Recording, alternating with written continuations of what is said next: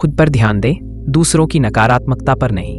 बाहरी फोकस का जाल व्यर्थ जीवन। ओशो कहते हैं कि सबसे बड़ी भूल ये है कि हम अपनी आधी जिंदगी दूसरों की फिक्र में चला देते हैं कि कौन अच्छा है, कौन बुरा है, किसने क्या किया या क्या बोला, जबकि वे लोग आपकी परवाह भी नहीं करते। उनकी कहानी तुम्हारी कहानी, सामने वाला कैसा है ये उसकी समस्या और उसकी कहानी है, लेकिन तुम अपनी आत्मा को किस दिशा में ले जा रहे हो यह तुम्हारी जिम्मेदारी है। तुम्हें अपनी फिक्र करनी है, यही तुम्हारी कहानी है। तो बुद्धिमानी के लिए दृष्टांत कीचड़ भरी बाल्टी। अगर कोई आप पर कीचड़ भरी बाल्टी, अपमान, धोखा पलट दे तो बुद्धिमानी ये नहीं है कि आप वहीं रुककर चिल्लाएं और पूरे दिन गंदगी के बारे में सोचते रहें। इसके बजाय आपको तुरंत जाकर खुद को साफ करना चाहिए और अपनी यात्रा पर आगे बढ़ जाना चाहिए। भौंकता हुआ कुत्ता मंजिल की ओर चलते हुए अगर आप रुककर भौंकते हुए कुत्ते से लड़ने लगे तो आप कभी अपनी मंजिल तक नहीं पहुंच पाएंगे।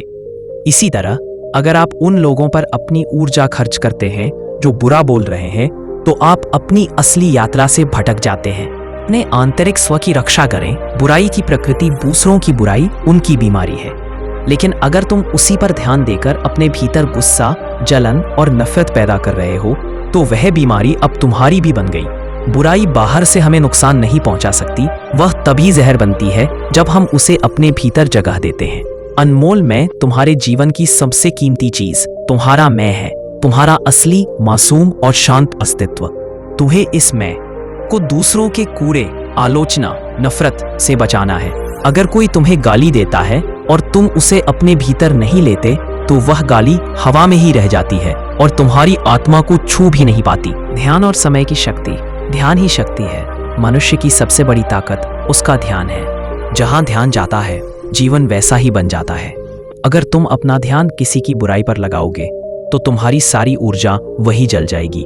समय हीरा है। तुम्हारे पास सबसे कीमती चीज समय है। जब तुम दूसरों की बुराई पर ध्यान लगाते हो तो तुम अपना समय भी खोते हो, वो पल जो तुम्हें अपने सपनों और अपनी तरक्की में लगाने थे। बदला लेने का सबसे सुंदर तरीका यही है कि तुम अपने समय का सही इस्तेमाल करके अपनी जिंदगी इतनी ऊंची बना लो कि उनकी बुराई तुम्हें छू भी ना पाए। 5. प्रतिक्रिया पर नियंत्रण।